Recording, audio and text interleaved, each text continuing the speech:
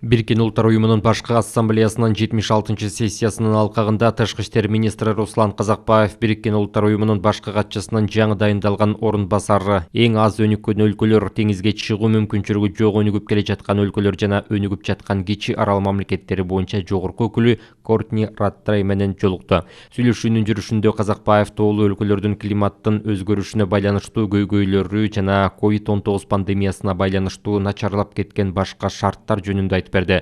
Бул окуялар ички саясий кайра түзүүлөр менен катарлаш өткөнүн белгиледи. Министр былтыр Кыргызстанда президенттик шайлоо өткөрүлгөнүн, Конституциянын жаңы редакциясын кабыл алуу боюнча жалпы элдик референдум жергиликтүү кеңештерге шайлоо болуп өткөнүн маалымдады. Жогорку кеңешке шайлоо 28 ноябрга белгиленгенин айтып, ал өлкөдөгү саясий өзгөрүүлөрдү жыйынтыктаарын билдирди.